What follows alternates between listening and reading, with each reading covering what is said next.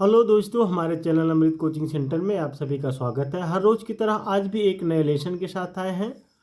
इसमें आप लोगों को ढेर सारी जानकारी प्राप्त होगी, ढेर सारे नए नए वर्ड के बारे में आप लोग सीखेंगे, वो भी सरल हिंदी अनुवाद के साथ पढ़ना सीखेंगे, जिसमें आप लोगों को पढ़ने में जो असुविधा होती है तो उसको हटाने के लिए इस प्रकार से पढ़ाते हैं। तो वीडियो को अंत तक जरूर देखिएगा, पसंद आएगा तो लाइक कीजिएगा और अपने दोस्तों तक शेयर करना ना भूलें। चलिए लेसन में शुरू करते हैं। तो आज का हमारा लेसन है no more about class 8 English lesson 12 है। तो इसमें हम लोग जानेंगे, इसमें बताया गया कि नो मोर मतलब आप अगर जानना चाहते हैं तो इसी के बारे में है। चलिए देखते हैं इसमें क्या बताया गया है। It was the middle of June, जून माह का मध्य था, यानी जून महीने का जैसे 15 16 ऐसे बीच वाला दिन था। And it had not rained for several weeks, और कई सप्ताहों से वर्षा नहीं आई थी। रेन का मतलब होता है वर्षा, अब यहाँ पे सेवरल का मतलब होता है कई, और वीक होता है सप्ताह। तो कई सप्ताहों से वर्षा नहीं हुई थी। द ग्रास वॉज ब्राउन, घास भूरी हो चुकी थी, सूखने लगी थी क्योंकि बारिश नहीं हुआ था। जून का महीना बहुत गर्मी का महीना होता है, तो बारिश नहीं हुई थी, तो जो घास थी वह भूरी हो चुकी थी। The leaves of the trees were covered with dust, पेड़ों की पत्तियां धूल से ढक गई थी, क्योंकि मई जून अप्रैल ये सब जो होता है, इसमें जो लू चलता है प्लस धूल उड़ती है, तो बारिश नहीं हुआ रहता है, तो पेड़ों पर धूल जम गई थी। Some people in their traditional dresses, कुछ लोग अपनी पारंपरिक वेशभूषा में, and turbans on their heads were standing and talking, सिर पर पगड़ियाँ पहने हुए खड़े होकर बातचीत कर रहे थे। अब कुछ लोग जो होते हैं, जैसे पारंपरिक होता है, पारंपरिक जो हमारा वेश होता है, उस वेश में कुछ लोग पगड़ियाँ बांधे हुए खड़े होकर बातचीत कर रहे थे। और young boy Sattu pedals off down the main road of the village scattering the stray hens and the villagers, एक युवक सत्तू गांव की मुख्य सड़क पर मुर्गियों और लोगों को हटाते हुए साइकिल पर आया।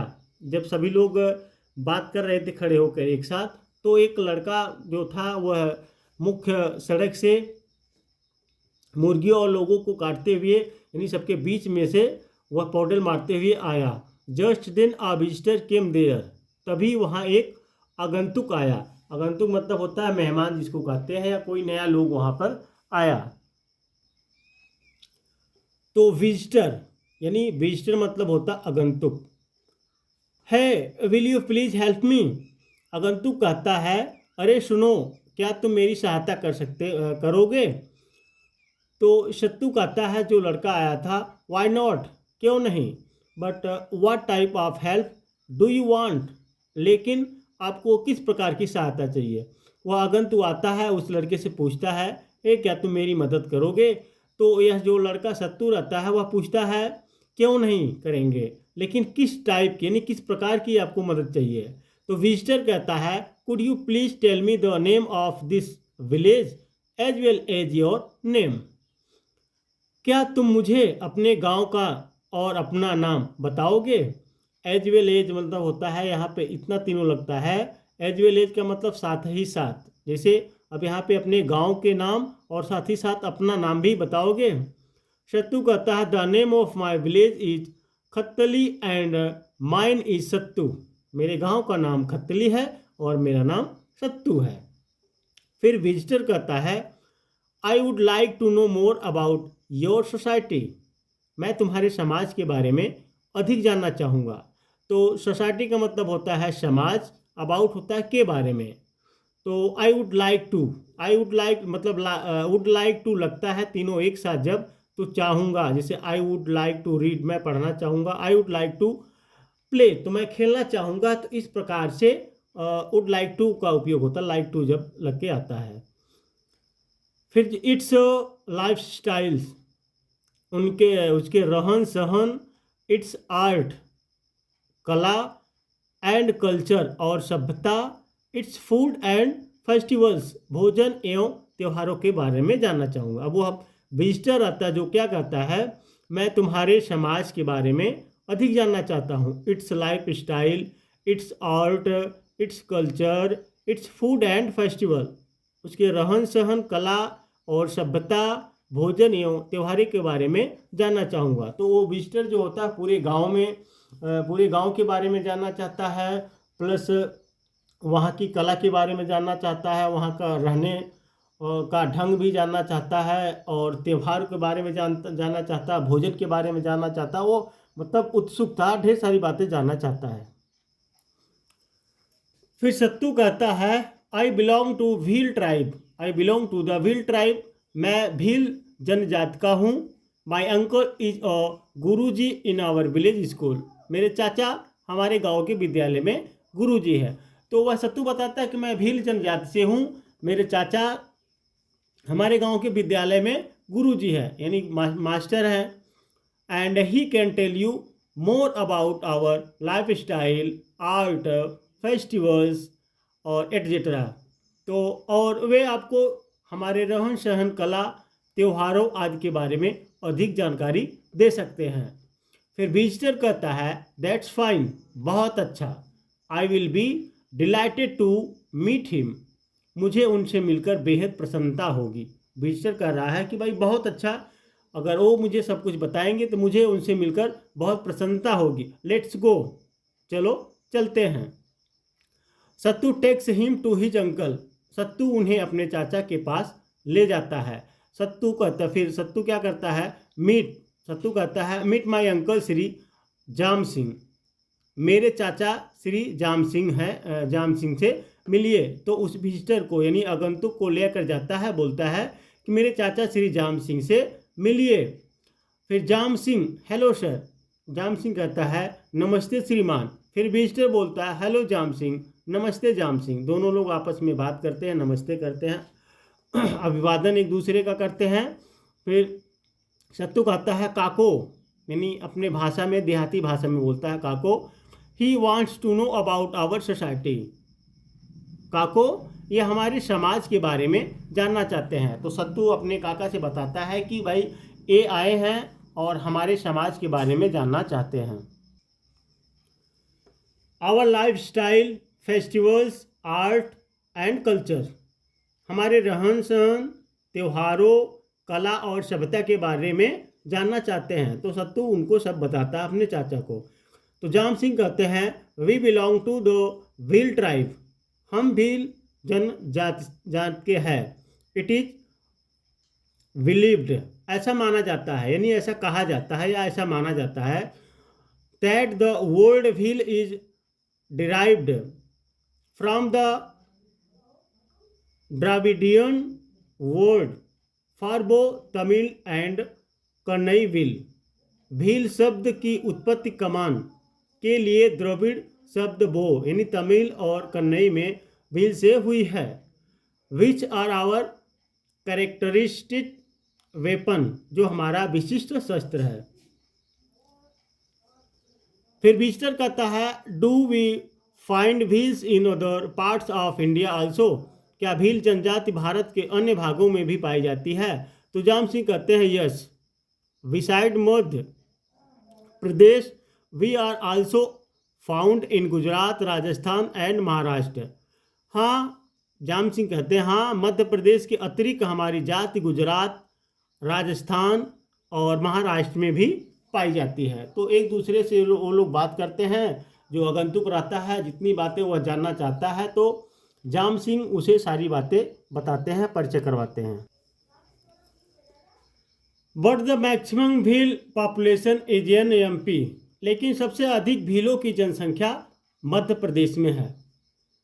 मेनली इन डिस्ट्रिक्ट्स झबुआ, धार, खरगोन, बरवानी, रतलाम एग्जेट्रा। मुख्यतः झबुआ, धार, खरगोन, बरवानी, रतलाम आदि जिलों में है। जाम सिंह कहते हैं Jam Singh and the visitor go around the village and stop in front of a house. Jam Singh और आगंतुक एक गांव का चक्कर लगाते हैं और एक घर के सामने रुक जाते हैं। तो ये सब बातें होती है। फिर जाम सिंह और विजिटर राउंड लगाते हैं यानी घूमते हैं, तो एक घर के सामने रुक जाते हैं। तो विजिटर कहता है व्हाट अ ब्यूटीफुल हाउस, कितना सुंदर घर है।